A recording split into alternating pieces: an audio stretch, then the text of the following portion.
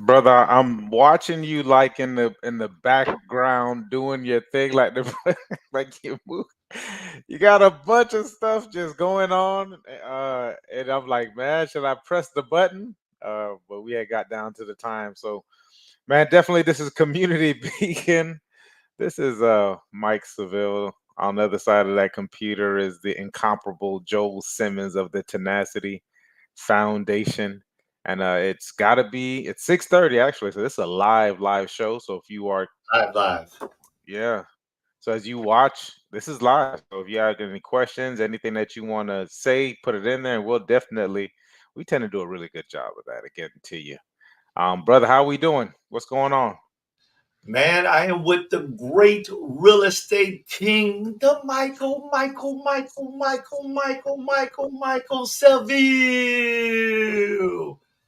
I appreciate it. That's the crowd. They're going wild. Man. We can imagine it. We can just imagine it. You gotta imagine it. You know, we need to, as adults, we need to be able to dream a little. Amen. Don't lose the power of imagination. You know, it's the gateway to the future. So it is what it is, man. I'm doing good, man. I'm doing good. Had my night last night was crazy long. I was out there with my pastor. He was assisting me in recording my Speaker One video. So we did 2 recordings of that video. Man, I should show you the behind the scenes. I mean, not the behind the scenes, but I should show you the raw version of it, man. See what you think about it. But I mean, actually, you can see it. It's inside the studio. So if you ever want to look at it, it's in the studio in the library. But yeah, man, we're out there, and I told him, I was like, listen, man, this just goes to show you what it takes. It's like we're 2 hours in setup just to record about 7 minutes, 3 minutes.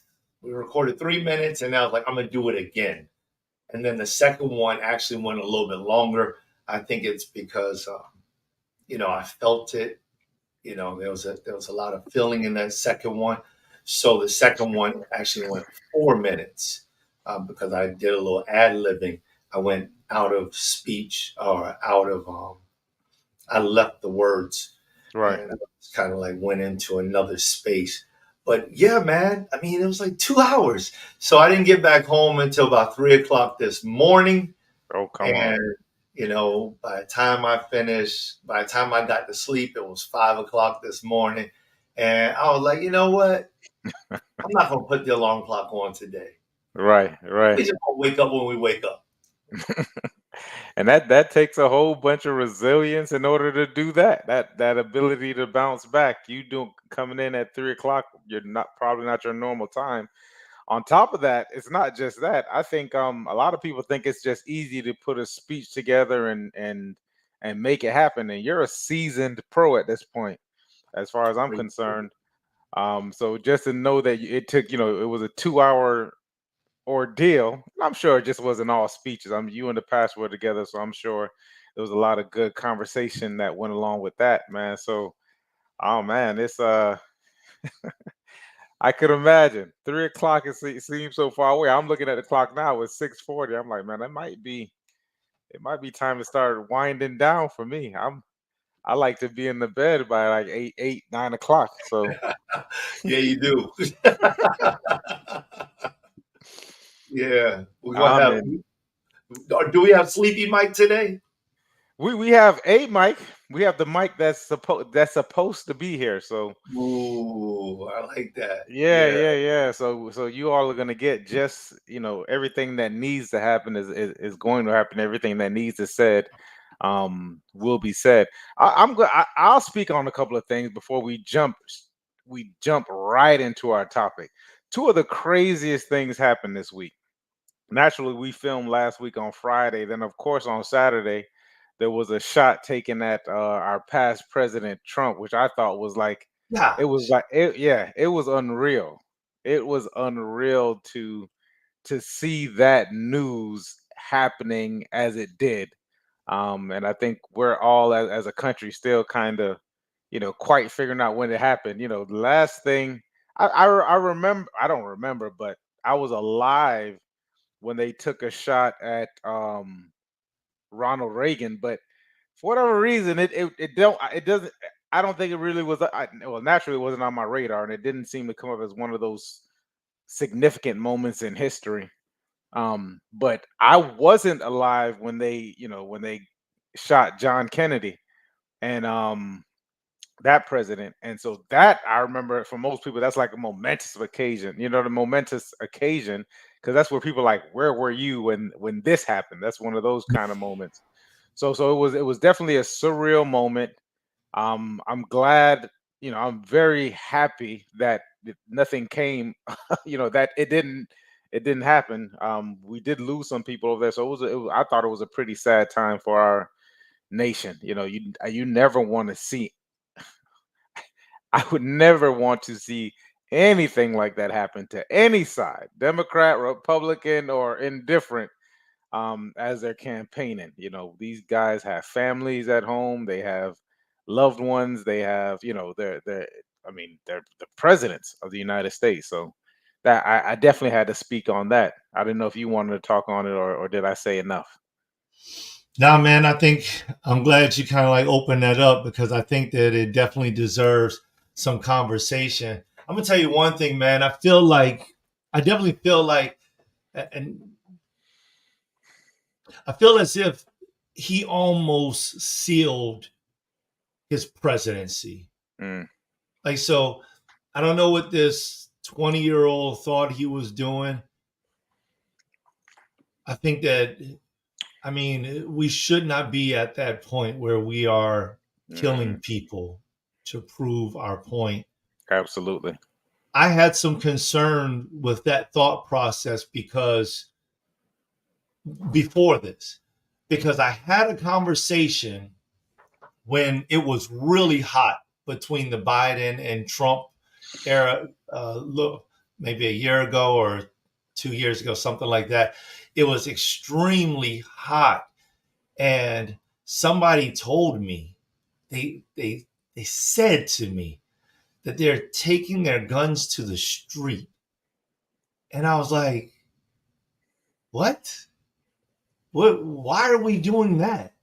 Like, Right. this is the land of democracy, and it's here's the poor situation of what we have, the poor situation what we have, or the adverse. Let me use that terminology. The adverse point of view of what we have, because freedom is just that, and it means that I get the right to say what I am thinking, and that can hurt sometimes. Like, people don't understand what freedom is. And this is one of the things that this is what I work on, Mike. This is what I deliver. This means so much to me. Freedom means so much to me.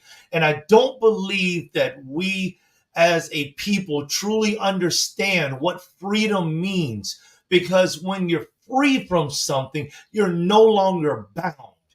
And Right. that's what it means. So Right. if I believe this, I'm not bound by your belief. If I desire to say this, I'm not bound by your thoughts, my actions. But on the adverse point of view, you can say whatever you want about what I'm Hmm. doing. You can think whatever you want, and you can act any which way you want, whether that's beneficial or non beneficial, whether that's violent or passive.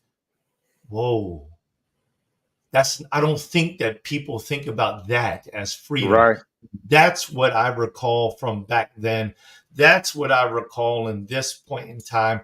This man President, past President Trump, and now he's a presidential candidate, has the ability to say what he desires to say, just like Biden does, and they have Mhm. those rights.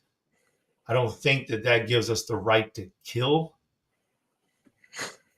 No. Mm-mm. But this man, he took his liberty to do so. And his liberty, the choice of his liberty and the choice of his actions bought him a few bullets. Yep. Yep. We have the freedom to do it, and there's consequences that come from these freedoms. So you make these decisions, and Beethoven used to always say, "Well, you got to be able to you got to be able to stand on it. You know, you got to if this is how you feel, be able to stand. That's a part of being a man as well. Like whatever it is that comes out of your mouth, whatever it is that you act, the actions that you have, so on and so forth. There are consequences either way. Are you able to deal with them? And I would hope that as a man you are. I've always disliked people who get themselves into situations, whatever they may be, unintended. I'm sure most of us have the most positive of intentions, but then when we get into that arena, we start to cry about what, or let me not say cry, but we start to be upset about the consequences that come from it. What's the law? Every action Ooh, has an equal and opposite reaction. Every reaction. action has an equal and opposite reaction. But he's back, and apparently he just took the nomination for the Republican Party. So I would, I personally tend to disassociate from all of this stuff at this point in time because blood, everybody's so triggered, no matter what happens. And I've even heard some people say certain things that I said, we're not really thinking clearly. A lot of this stuff is emotional, and we are being programmed and triggered at the same time. So glad that the past president and now Republican candidate is still alive so they can finish this race. Because who would have, if something else had happened, it would have just been crazy. Like nobody would have even believed in what we did moving forward. Um, number Mm. two, number two things of unlikely events is that me and the brother and the two brothers, Beethoven and Lou, we all got together Oh, yeah, yeah. after like 3 or 4 years, and I think it's amazing. The brother put it together. He jumped on the phone or text message last week and got us all in the same place within a week. So that is an almost impossible. I think would almost like an impossible feat to have everybody in town, everybody able to allocate a certain time and be at a certain location at the same time. We go back since what was it 2011, end of 10, call it 2011. So end of 10, 2011, we went through something that built our character, built our relationships all together, and we were able to get together for at least an hour and 15 minutes. I think maybe a little bit longer for some of us. Some of us had to leave a little bit earlier. And so I thought that was awesome. So that was an unlikely event that I wasn't anticipating immediately after our show. So for you able to put that together, brother, kudos to you. And we all benefit from just sharing that brotherhood. I'm looking for the picture. As soon as I get it, I'm going to upload it. All right, however you do that, that's awesome. Because I couldn't tell you how to do it on the spot like that. We're flying. We're building this thing as we fly. All right, let's get into it. Let's talk about this awesome topic that we decided to do today, which is, you all see the title, Resilience Unleashed and Navigating Challenges with Adaptability. That's a mouthful. So, brother, if you want to explain to us, and we can just jump right into it, this topic of resilience. Hey, man. I mean, when let's just get into like resilience by itself. You know what I Yeah, mean? Because that's absolutely a powerful topic. I definitely agree with you on that. And I'm glad that we're here because we've been talking about a lot of these things, right? yeah, A lot of it's been going on: intentionality, consistency, accountability, and resilience. And I feel like this is one of our superpowers. And I definitely feel like this is one of my superpowers, but I feel like it's an our thing. I think that we share this, And so I'm happy to be able to talk about it because resiliency is all about those things that help you to bounce back, those things that help you to keep things moving. And for a man, I think that that's very important because we just get hit with so many mundane things sometimes that it just seems like, gosh, how do we go forward? How do Yep. we make things happen? How do we overcome?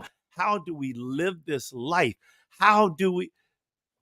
We're tested and we're tried Hmm. time and time again. And I believe that resiliency is that that talent or that skill that gives us the opportunity to keep going forward. Yeah. Let It's not a matter of if, it's a matter of when. As we as we continue going on this path, as we continue having seasons, it's only a matter of when something is going to come, and whether it's mundane as you explained it, brother, or something very what the IRS would call life changing events. Whether it's a move, whether it's for some people, unfortunately, it's divorce, whether it's the death of somebody close, whether it's the loss of a job, whether it's whether a bullet is flying at your ear, at your head, at whatever, from 150 yards from a sniper. The determining factor ultimately of how do you bounce back from these different occurrences, like what happens when you are knocked off of your proverbial horse. What do you do? How do you come back? And do people come back? There, I would venture to say there's a lot of people who stay down. There's a lot Hmm. of people who don't recover, right, in the face of adversity. It happens often, more often than we do know, and their stories are probably never told. So the ability for oh, here we go. So the ability for us to be able to continue moving after we're hit, um, I think it is important, and it takes. If you want to go back to, I will go jump into that picture if you'd like. I don't know how you pulled it up, but but the ability for you to for you to be able to come back after you hit down, and I think it requires a couple of different things, and we can go into what I think can support people to become more resilient. As you put that picture up, I don't know, you bringing it back or we? Yeah, I can bring it back. You want it back? Yeah, we can bring it back. That's us. Yeah, it is. What is it, like 10, shoot, 13, 14 years later? I wish we could juxtapose it to like the beginning. I wonder if we took any, if anybody still has pictures from 2011 for us to get together, man. Shouts out to Beethoven. Shouts out to Lou. Lou's got a podcast. Go check him out, called What's Next, as he moves into the next category of his life. So shouts out to, and Beethoven, of course, is at Podcast Plus, and he has a couple of shows that are jumping off. So man, I love our group. Yeah, yeah, I used to say if I didn't get anything else from the fraternity, that I had gotten just exactly what I needed from it, and that was you three guys. So man, shouts out to that. That's a part of resilience too, because there was a lot of things that each of us have went through in those last 13 years, and to be able to have that support system um was paramount. We've I think in the last 13 years, almost everything, even probably getting shot at, happened in the last 13 years to at least one of us, right? Like we've had some life-changing events, a lot of things that uh, heck, when you came into the group, you were going through a close family member passing. It might have been just probably was within the month, and yeah, you exhibited so much resilience because it was a lot of information. There was a lot of time that we had to prioritize. And of course, everyone was holding down jobs. I think you had 18 at the time. So doing all of these different things and still being able to show up and shoot, just being able to show up was showed extreme resilience on your part, brother. Yeah, well, I definitely appreciate it, man. Um, yeah, yeah. Listen, I mean, let's talk about that real quick. Just us staying together. Gosh, that was it's there. We've definitely gone through a few moments where it was like, whew, it was a little bit difficult just Yeah, to keep it moving. And I think that part of that was simply because we're attempting to do our thing. right. And I think that that's where it comes down to it. Sometimes we're attempting to do our thing and being able to come back and keep that bond, keep that friendship. You know what? Resiliency takes effort. It takes intentional effort. Without intentional effort, I don't think resiliency generally comes back. It's not something that can remain dormant.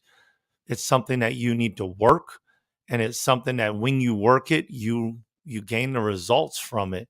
Hmm. And you know, um, for us, I'm glad that we have done that. I Yeah, see the benefits in our relationship, and I see the benefits inside of the relationships of others. Because here's another thing: it's like things transverse. When you get these skills in life, they transverse. You can use them in other avenues and with other people.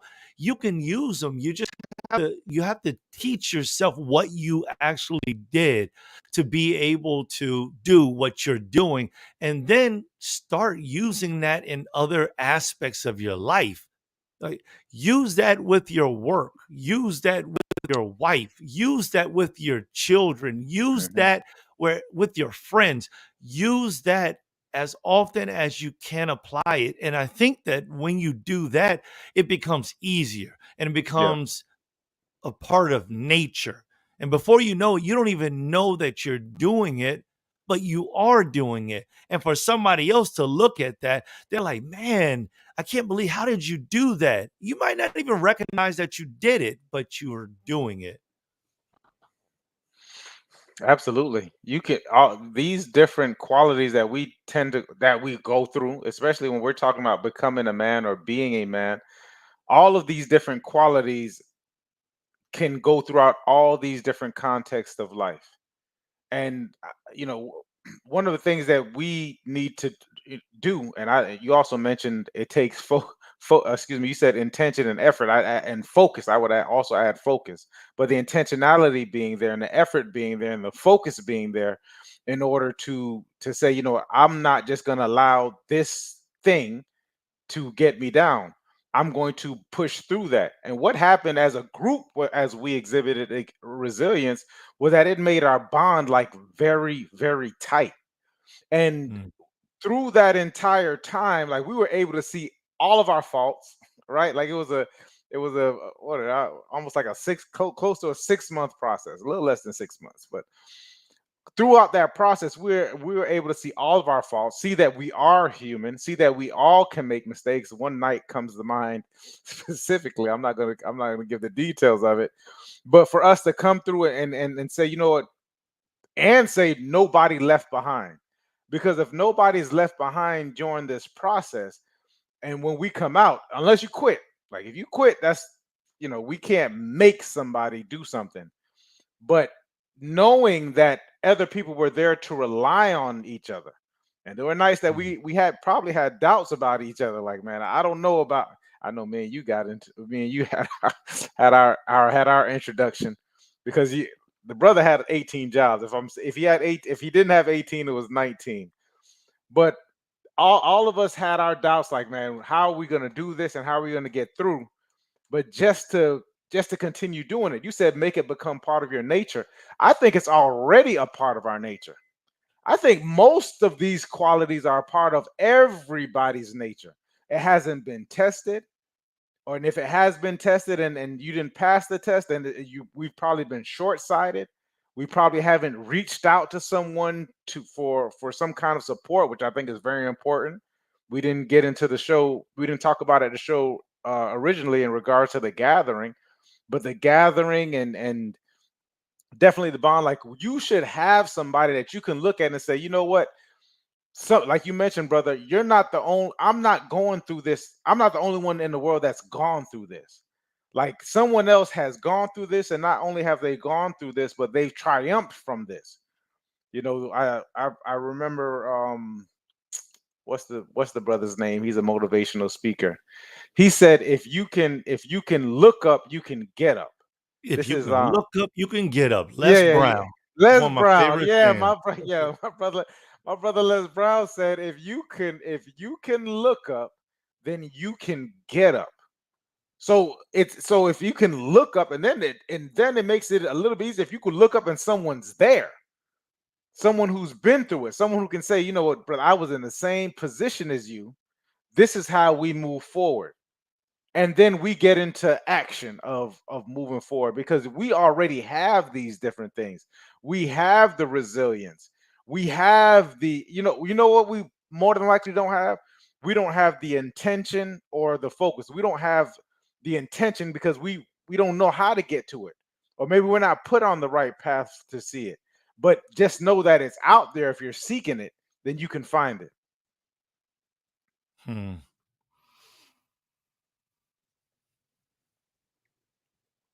Yeah, We yeah. and I'm looking into the, and as I'm going through, we also had the adaptability. I think these two intangibles, specifically adaptability, is like what we are. This is probably what we lack most at this time in the modern time, is the ability to adapt. By nature, we tend to be conservative. Most of us, most humans, want to keep somewhat of a status quo. Like the majority of people, the typical person wants to keep a status quo. People want to be comfortable, they want to be convenient. In the face of new things, there oftentimes is fear. Like, I don't know if I want to, I don't know what's around that corner. I don't, if this happens, I don't know what's going to happen. This is how they get you with the election. Well, if this guy gets into office, we don't know what's going to happen. And they play, and people play off of that. And if this guy stays in office, then we don't know what's going to happen either. They play on that on both ends of the spectrum. So the ability to say, you know what, no matter what happens, or what happens, I am going to I am only going to be worried about the things that is that I can change. I'm going to have the discernment saying that what can I do personally, and what things are out of our hands. If we actually looked at it, uh, almost everything is out of our hands, right? Like, we're not in control. As much as we want to control, we're not in control. Any day, anything can happen. So the ability to be adaptable to when something changes also adds to the resilient factor, and knowing that you can adapt to a situation, saying that if this happens, I'm going to be present, I'm going to have all my resources, I'm going to get grounded, and I'm going to move with these, with this intention and this effort and this focus in order to move in the right direction. And I think these two things make the difference between success and failure, because Hmm. essentially resilient if you lack resilience, then you're going to be known as a failure because you're going to give up. What do you think, bro? Yeah, man. I think, I, man, I really believe that this resiliency is just, it's a really big thing. And I think that adaptability is absolutely, is 100% a piece of it, right? Um, we have a saying, in like the fire department where we, adapt and we overcome. And there's a lot to that because there's a need to be able to get through whatever the situation is. There's a need for it, and this has to deal with our egos, right? So our ego plays a major part.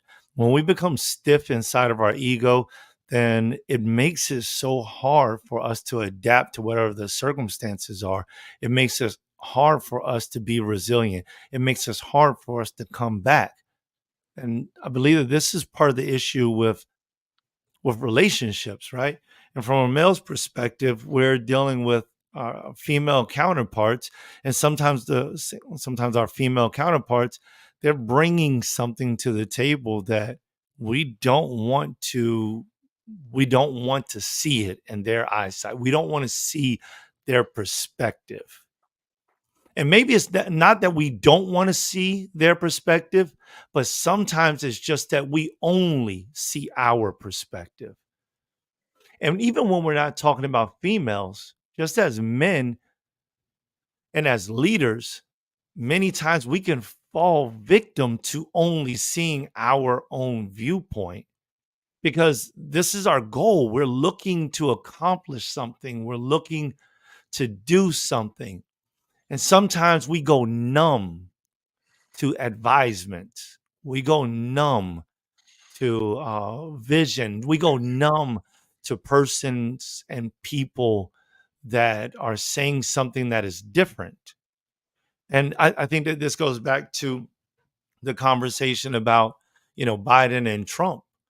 There's so many different conversations where people are just numb. Mm, They don't want to hear anything from the opposing party. And I think that we find that that happens inside of other countries and it becomes a war. When you start to think about that and you put that into your own life, this is how wars in the family start. This is how wars between father and son starts. This is how wars between husband and wife starts.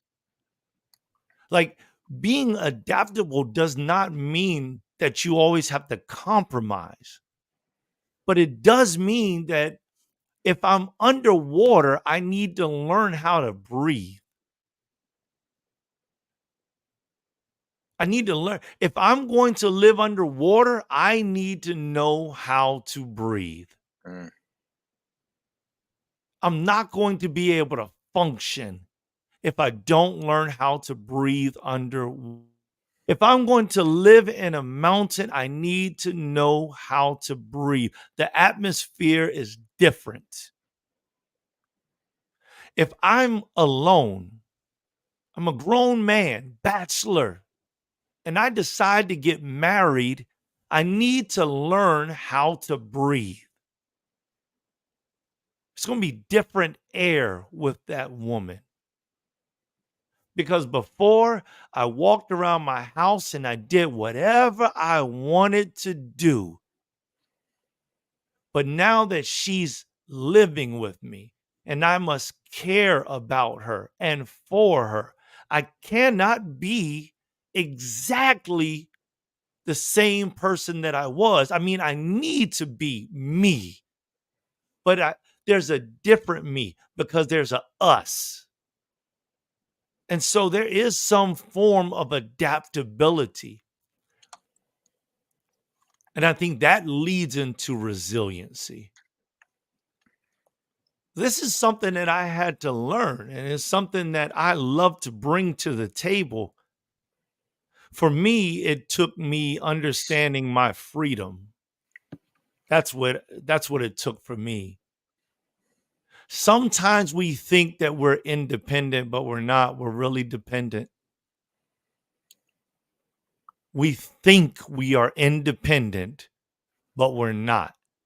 We really are depending on somebody to do something. And not only that, but we are also in a mindset where we are controlling. And we don't think that we are controlling. But when I look at somebody else and I say, hey, you should have done it this way. That's a controlling form of speech. If you only did what I said, that's a controlling form of speech. Maybe we go to our friends. They wouldn't listen to me. She wouldn't do what I told her to do. I told her to do this. You get what you get. I told you better than that. This is all controlling. This is all controlling. And if we're controlling, then what resiliency do we have? And so for me, it's like the freedom that I gained came from me understanding how dependent I was. The minute I released myself from the control and the bonds of other people, and I began to think about that, was the minute I began to realize that I had controlling words over others. And I began to release those. That's when the lesson of resiliency really hit home. It's like I have to keep on picking up. I have to keep on adapting. Why? Because everybody is trying to control somebody and nobody seems to know. I love it. I love it. There's definitely a healthy balance on the spectrum of dependency and independent. I often said the strongest person and probably most balanced and healthy person is the person that's interdependent. You know, the saying goes, no man is an island. And then from the controlling aspect of it, we have a way of not wanting, like we don't allow a person their journey. We want to control how things we can use language in which we're controlling how things go because we want it to go this way. And what this is not coming from a place of intent. It really comes from a place from um all positive intention, especially when we're talking about someone that we love and that we care for. We want to quote unquote protect them, but oftentimes this protection comes from our own experiences, and this gives us a time for us to Mm. actually go within ourselves and say, what am I controlling for? Why am I not allowing this? Because actually, when you really go back and look at it, when you look back at your history, some of your most challenging moments are some of those moments that you realize bring you joy now. These are things that you learn from at this point.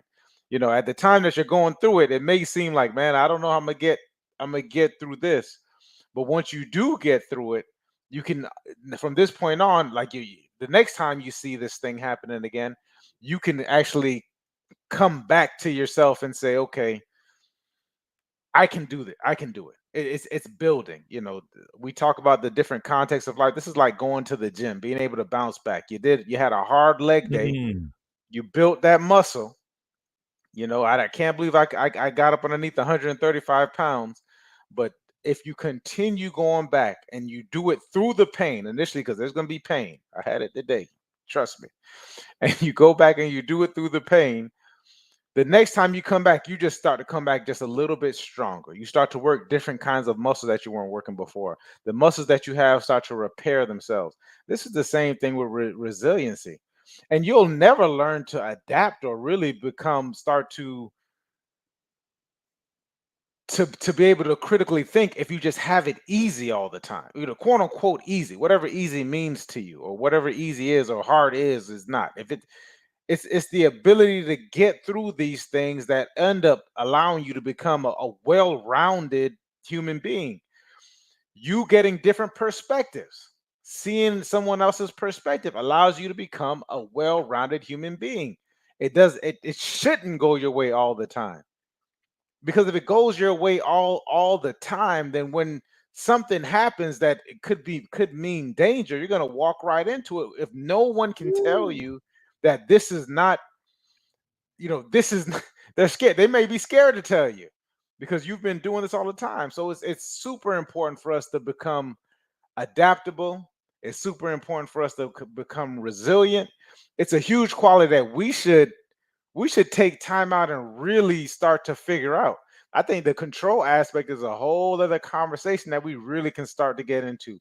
The control and dependent versus interdependence versus independent. That's it, independent, codependent, interdependent, so on and so forth. So those three things, those things are some things that we, I think it'll be a whole other show, but something that we definitely need to take a look at. Mm, I like it, man. Man, I like that you're bringing up because, like, okay, so we were just in the gathering just a little while ago, and shout out to Tommy Solano. He gave this excellent example of something that he felt like was one of his strengths, and that was communication. But what he stated, I mean, the way that he stated and how he brought it up, and I won't give you the full story, but I'll give you the end piece. The end piece was that he was asked a question by somebody who had offended him over 30 years. 30 years prior, he was asked a question. And by this time, he's forgiven him, he's moved forward, but he's also had tons of coaching, right? He's also learned lots of lessons. And so now he's not showing up as the individual that he was before when that thing hurt him and it caused him to take a different pathway in life. It was that impactful that it changed the course of his life. And the person asked him the question and he gave them the true answer. And when he gave them the true answer, that individual responded to him. And what they said was, I wish I had said everything that was on my mind. So that person had told them that he wasn't good at what he was doing. But the end of the communication was, if you work hard, I believe that can be. And the thought behind what they were saying to him was that he wanted to inspire him to work hard at his goal. But he left off that one other piece of the communication. And that's where we got that. That's where what I heard in my mind was communication completion. Communication completion. We communicate for a reason, but we should complete our communication. It's not always that things are miscommunicated. Sometimes they're incompletely communicated. Now, he was resilient because over all those years, he still became a great success and he maintained that relationship and he did all those other great things. But when you start to talk about that communication and you're bringing it up, it's like, that's a really big thing. It's like, you cannot be afraid to say these things, to say what you mean in these situations, because what we do is we take away, and this is back to something that Tommy and I were talking about, but we take away the opportunity of growth from somebody else by withdrawing the truth. People don't have an opportunity to be resilient because we are covering everybody. Everybody gets a shield, everybody gets a covering, and maybe they don't need one. Everybody does not need to be saved from everything. Some people need to go everybody, you said it, Mike, everybody needs to go through some type of trial inside of life because that is the thing that helps us become resilient. And we need to go through these things at a young age through small difficulties so that when we get to be our age, we are able to handle larger difficulties.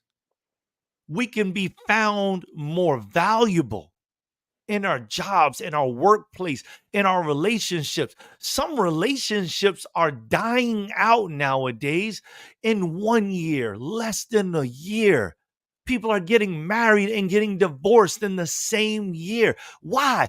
I can't stand what she did. What did she do? What did she do that was so different than what she did before you gave her the ring? Can't stand it. Why? Why can you not stand it? And it's because We are not willing to adapt. We're not willing to be resilient. We're not willing to hear. We're not willing to be a part of something. We're not willing to communicate until we get it. No, no, we're hard. We're hardened, unlearned, ignorant. And we're so wrapped up in having things our own way the majority of the time that when somebody actually disagrees, we don't take the time to even Mhm. think, what if they're right? Mhm. I was listening, and first off, I don't have that problem, guys. If you all know me, and you get into a conversation, you get into a conversation with me, and I have a chance to respond, you're going to get what it is I have to tell you. I've gotten better. I think communication is a skill, and we never stop learning it. So or improving upon it. So continue to improve upon your communication. I love Chat GPT now because I run all my responses through Chat GPT. So I say make it compassionate and empathetic, so that when I return that email or I return that text message, or sometimes I get back into the middle of a heated conversation, a spirited conversation. I allowed Chat GPT to give you the answer, and it's been doing pretty well. Something else you spoke about in regards to being able to say it and people not receiving it. I've realized that a fool abhors correction. I don't know who said it, but I totally Say believe that one in more time. a fool abhors correction. They don't want it. And they will turn around. This is goes, this is Jim's before a pig. You know what I mean? Like they will turn around and rend you. They will harm you if you try to correct them. So be careful of who you're going back and forth with, um, in regards and who you give correction to. I've realized that 80% of the time I shouldn't be saying anything. And if I do say things, the best way to kind of you have to allow people to think about what it is that they're saying is to ask questions. So you ask questions and allow people to actually allow these different things to process in their minds.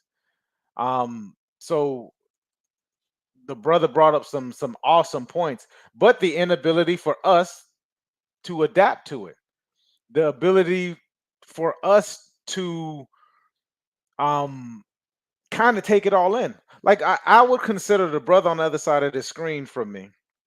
I would consider this brother as a very thoughtful and compassionate person, an empathetic person, and Appreciate it. a thinking man. So he and I can have different conversations that he'll take back and he'll actually think about it and add to the conversation, or see different things in the conversation, especially because he knows who I am and is like, this guy Mike doesn't have any mal intent in Intent. regards to the conversation that we're having. So when we're having certain conversations and we're receiving this information, we kind of got to understand like whose heart is where it is. And we really don't know the heart, but we have a feeling. I think we know God, and we can see God in other people. So we come from that aspect of it. But there are times, and I want to tell all of us who have made it this far in this show, who've listened to it this long, there are times when you just got to kind of leave people to wallow in whatever they're wallowing in, but don't allow Ooh. that to change what you have going on. Now, we can kind of not say anything, and we can kind of tiptoe around certain subjects, because some people aren't at the point, call it maturity or call it what have you. We're not at the point, some people aren't at the point of where they're going to get it. And it's not really our job to make sure that they get it, right? It's our job to, if you have the time and the patience, and you need to figure out what hill you want to die on. That's something I had to learn, because I was spending hours upon hours of time attempting to quote unquote convince somebody of something, give people all this information, and I can become very passionate about it. And I think we all can, because ultimately we want the best for the person in front of us. The people I hang around do. The people I'm around, they want the best. We all want the best for each other. So we become passionate about certain things. Sometimes we spend too much time attempting to convince, as opposed to saying this goes back to allowing people their journey. But if it's placed upon you to say certain things, don't hold back. That I think that's kind of, that's the distinction we get a chance to make. This is a decision this is where this is discerning. If it's placed upon your heart to say something, then say it. But just say what needs to be said and allow that to sit with somebody. Because I can get the silence, you're going to do more convincing in the silence and in your testimony and in the way of your being than you can to sit here and try to make somebody do something. So we have to figure out how we have to make that we have to be discerning when we come to that point. But be careful. Some people, before they came to you, they have their minds are already made up. This is where the skill of communication comes in. This is when you start to ask certain questions and you see it going in a certain kind of place. You can already start to establish some healthy boundaries within that. This is adaptability here. Adaptability doesn't mean that I change my values and I change my morals and I change the way, what my under just me. I don't change, right? This is alignment. This is authenticity. Mm. And it's not taken away from your freedom as well. The adaptability comes because I see what's going on. I'm recognize this in this situation. I see this person's perspective and where they're coming from. And it was way before you got there. This happened. If you're talking to somebody that was 40 years old, this has been going on for 39 years. So for you to believe that even in an hour, 2, 3, 4 hour conversation for most people, that this is going to change their way of thinking, that's not the case. What you can do is do things if you feel, if this is the hill you want to die on, if it's called upon you, this goes back to knowing yourself. You just start to have different ideals. Like give them something to think about. Well, what do you think about this? Let them speak on it. Okay, that's interesting. I never thought of it that way. That for off times for me, that might be the end of the conversation. I might switch it to something else. Well, what if this were to occur? Or have you read this book? Here's one a favorite one from coaches. Well, how's that going for you? How's that how's that playing out in your life? Or here's one if you want them to think it through. Well, help me understand where you're coming from Mm. because I'm curious. So you can use these different pattern interrupts or different structures in the pattern and questions Mm. in order for them to, because what it is that you're just allowing them to think about these different things. We do it all, sometimes I think we up here doing it all the time. We do it, I think we do it within each other. Tell me a little bit more about that, right? Allow each Mhm. other to talk it out. And this is where the iron sharpens iron, because now it's like, oh, this gives me another ideal on top of another ideal. And not only that, but okay, I can kind of see it from this brother's perspective. And I think we spoke about this in the show. This is where wisdom starts to come in. Wisdom is when you see all these different perspectives. You don't have to, once again, you don't have to take somebody's ethics and morals and values. You don't have to become them, right? Because you already have your own.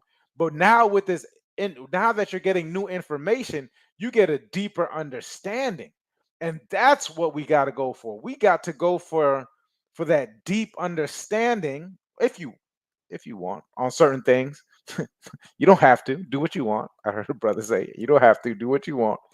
But if you start to see these different understandings, now you can have a genuine conversation with someone. I think that's what we're missing, and it's okay. I think we are starting to miss these genuine conversations.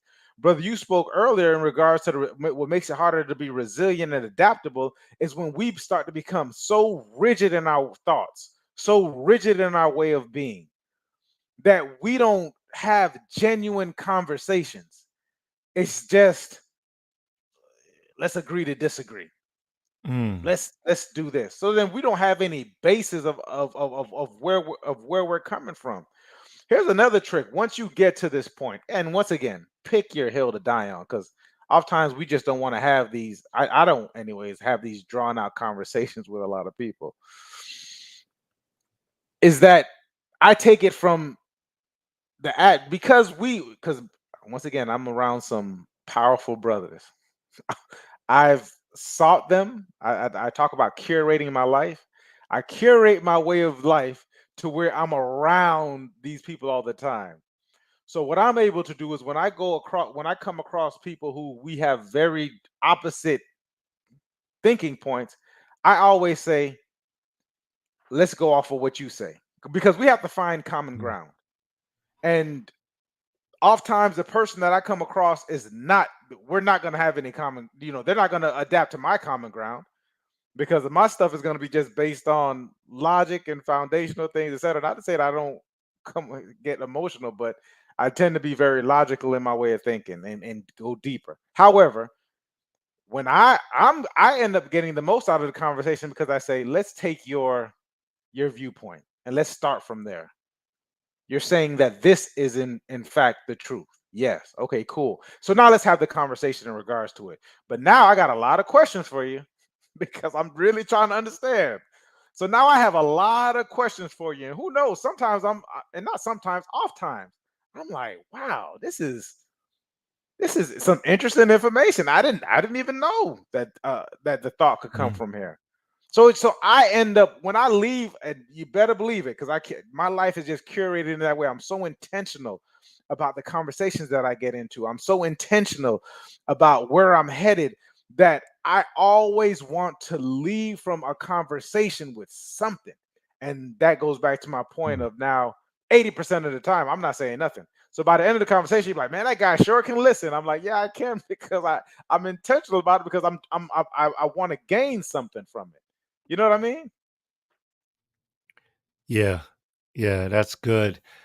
And I'd like to, man, I'll say this part about you too. And this is from the outside looking in. I believe as you were talking about the difference between how some people, when you're communicating with some people, how they may not adapt to your style of thought versus you adapting to their style of communication.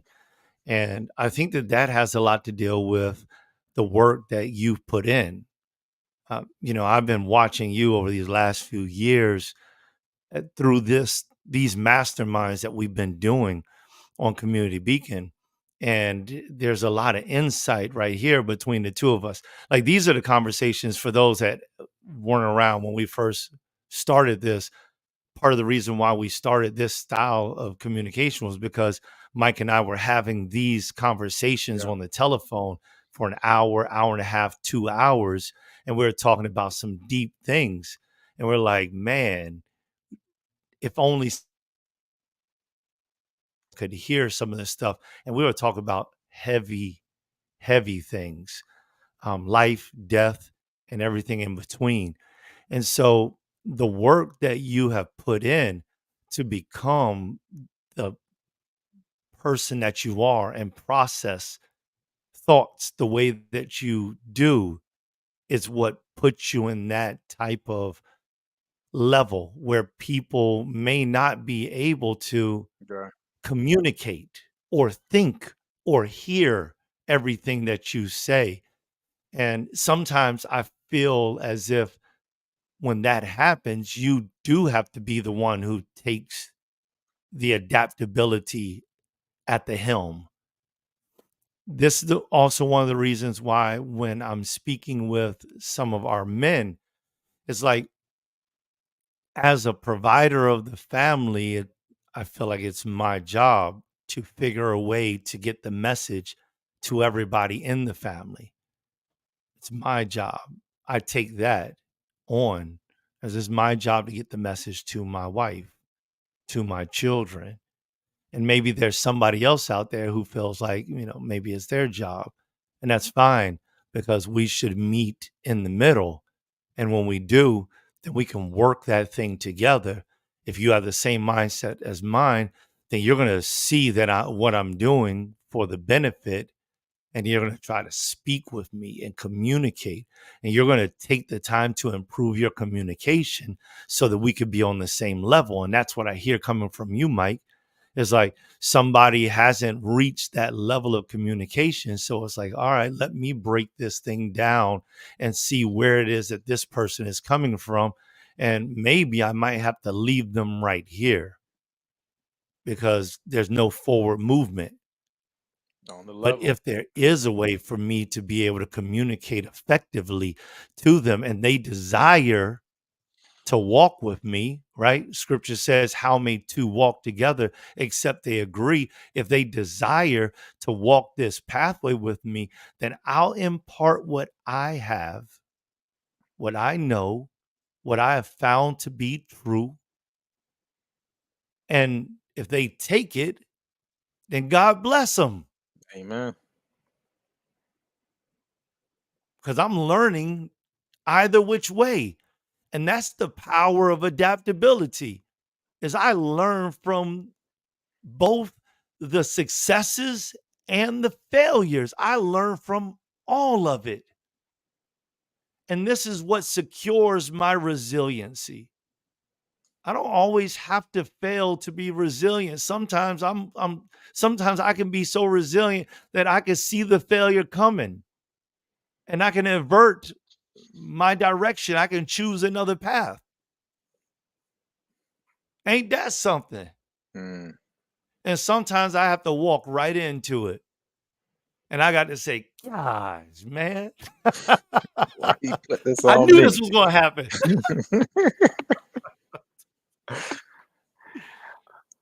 Well, I love it. Why enduring is a part of it. You got to endure. It's not for the swift. It's not for the strong. It's for those that endure. That's where this race is leading us.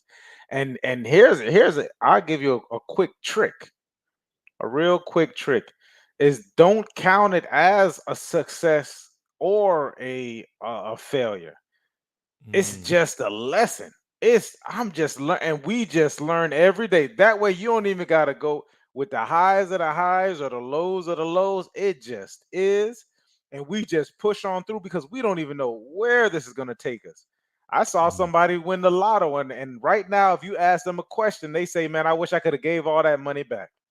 The destruction that happened, but at the time, it was I won. I've been playing a lot of my entire life, for 20 years, and I finally got this $1 billion, whatever it is, a win, so quote unquote, and the whole life just changed for what we look at, and we're like, man, this is an interesting story.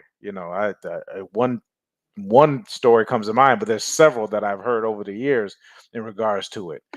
Not to say that you don't win the lotto and get your money, but just count it as saying as this is just a part of life. This is just something that's happening, and we just take it as we take it. I love it. You also mentioned, brother, you said um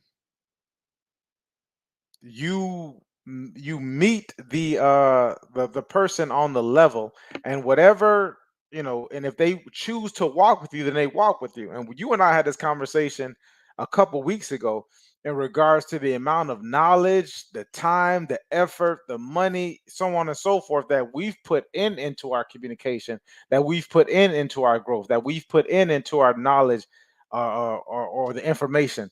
Like, we spoke about that, and there's so much. Like the brother said, a couple of years, but I can honestly say I've probably been on this path for at least, and this is why I'm counting it, but it was definitely prior to that. But Think and Grow Rich, so that had to be like in 2011 and 12. And I remember I grabbed that book and I read it, and I just went out and bought a bunch of different copies, and I gave it to everybody. And I remember most people couldn't get, and I always found that peculiar. They couldn't get past the second or third chapter. I forget what chapter it was, but there was a certain chapter in Think and Grow Rich that most people couldn't get past. And I just didn't understand it because it had just opened up my eyes to so many different things. But from that point on, I can't tell you about I'm not going to Cat Williams you and tell you that I read 3,000 books within a certain amount of time. But I can tell you that it's been hundreds of books. It's been hundreds of books. It's probably been even more. It's been thousands upon thousands of hours.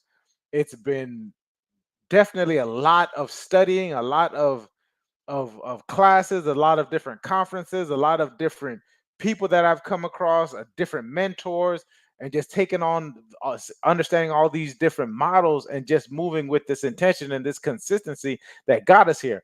So for you to see myself or for you to see the brother across, because I know what he's been doing as well, for you to come to us and think you're going to get it all within an hour or 2 hours, it's not impossible. I used to try to force it. I used to try to give you all this information and over in as much time as you give me. I'll be on the phone with you for 4 to 6 hours attempting to try to transfer this information over. Most of these things that we're doing, it's great to have the intention, it's great to have the pathway, the guide as a mentor or someone that you can a support system, but a lot of this stuff is almost you got to kind of experience it. Blessed is those who can just lean on just the faith, like taking my faith and being able to do it.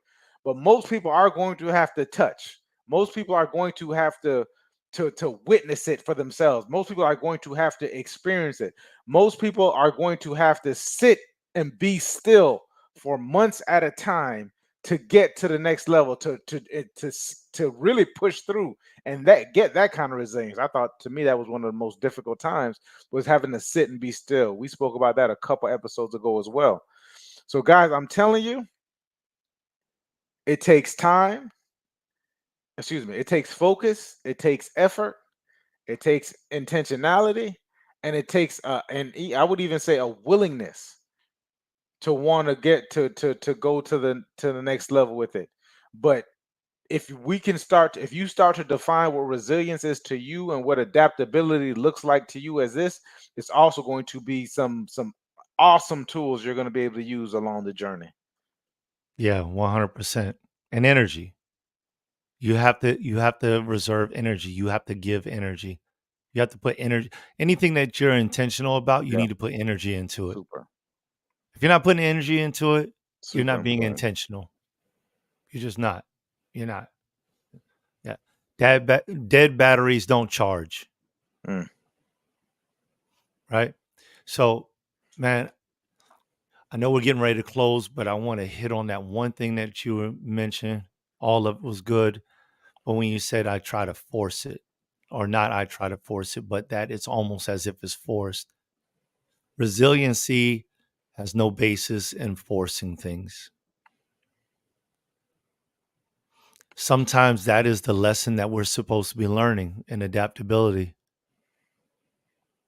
Sometimes we're going in, um, sometimes we take the key out of our pocket and we place it inside of the key lock, the keyhole, and we turn the key expecting for the door to unlock, and it doesn't.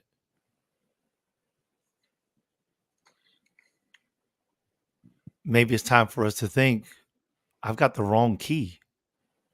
Mm.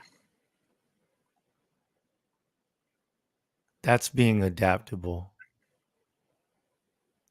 In reconsideration, what exactly am I doing? What exactly am I contributing?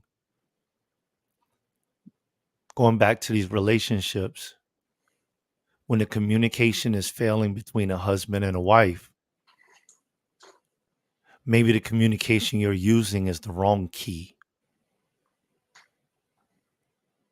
And that's the reason why that's the reason why it's talking or arguing or debating versus Mm. communicating. You've named it communication, but simply because you named it communication doesn't mean that that's what it is. Communication is communicating. That means that there is a equal passage going towards and coming from. A message is being delivered and Yep. one is being received. Yep. And there's understanding. And if there's not understanding, there's understanding that there's not understanding. So there's communication about the lack of understanding that there may be understanding. So I would suggest go back and think about your communication and say, if I'm not getting through, maybe it's because I'm using the wrong key. Mm, What would happen if I got the right key? Now you're practicing adaptability and resiliency, because simply because the door is locked does not mean that it will not open. right. If it's a door, there's a way to open it, but it takes a resilient mind to continue to attempt to open it. Don't get weary in well doing. Mm, That's scripture. Said, we shall reap if we faint not. So don't get weary in attempting to work out your situation. You will reap the benefits of your situation if you don't give up. But realize that whatever you're doing that's not working, if it's not working, it's because it doesn't work. mm. It sounds so because it is. It's very simple, man. I love Myron Golden when he says, "Do not skip." Some people like to skip over the simple truth to find a complicated lie. Yeah. Ooh. You can't. You gotta be take this discernment, and definitely you have patience, you got compassion, you got empathy. But sometimes certain people are, and I call it willful ignorance. That Mm. there's sometimes this is just you gotta recognize these things. I love it. Find a different key. And also know, what are some things you change versus what you can't change and what you reap. Don't be so specific on these outcomes and these goals, because you're not the one that decides what favors was pushed the well, who gets favor. You understand what I mean? So it's just understand that it's all for the good. So try those things on. Try them on. I love it. Hour and 15 minutes in. I think our time was well spent. It was a lot. We got a lot. I counted up the amount of episodes for this for our series. We're like on 13. I said it was only going to be 12. It was like 12. I Mm. saw around 13, 12 or 13. Um it was some awesome different discoveries and so on and so forth. I like this conversation in regards to communication.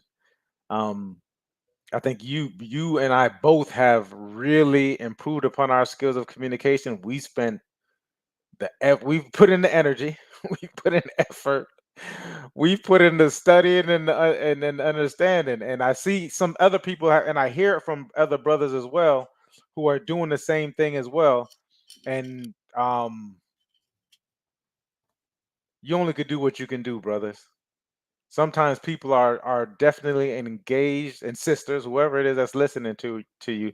Sometimes people are intentionally looking for a miscommunication. Some people are Mm. intentionally looking to, and from your point of view, we spoke earlier, I think, to whom much is given, much is required. But sometimes you've done everything it is that you can do. And once you take a step back and say, well, this is just, I only could do so much. I'm not gonna be at this point in time in my life. I'm not who's no, I don't know, whatever president was known as the great communicator. I forget who it was, but I'm doing the best that I can with what it is that I have, and some of us are willfully attempting to find an inconsistency or miscommunication, and some people are just miserable. They have devils within them, and there's nothing you could do about it until they decided they want something to be done about it. But Mm. you're doing the best you can. So, I want you all to take that into consideration. But I think it behooves us, me and the brother, to kind of go over some of these different things, saying like, you sound pretty clear to me. One of my favorite things talking to my son Elijah is I tell him, I say, listen, I work on communication a lot. I speak English and you speak English. So you're going to have to explain to me what part this of this instruction don't you understand, because I really want to know. Like I genuinely want to know what part of this communication don't you and I understand, that aren't you understanding? Where am I triggering you to where it just becomes this guy is just talking nonsense. This guy, he he doesn't know what he's talking about. He doesn't. I shouldn't be doing this. You know what I mean? So so sometimes it gets to that point where it's just like, what part of what I speak English, you speak English. Genuinely, let me know what is this about, and explain it as best as you can. Like I'm a 2 year, I'm in the second grade or whatever it is that you want to use. I'm in elementary school. Please explain it to me, because and then you can kind of get a clear understanding of exactly what's going on. Is this willful ignorance? Is this just uh you know is this a disingenuous conversation? Because we come upon those a lot of disingenuous conversations because of what people are they tend to want to project on us. So Mm. that's what I got to say. Any last words, brother? Yeah, man. You know how we always like to leave something for the crowd to the audience to think about, and I'd love to see you all put this inside the chat. Uh, Let us know how much energy and effort are you putting in to your children to ensure that they are learning these lessons, Mm, the lessons of adaptability, the lesson of resiliency. How much effort and energy are you putting in to ensuring that your child learns how to be adaptable and resilient?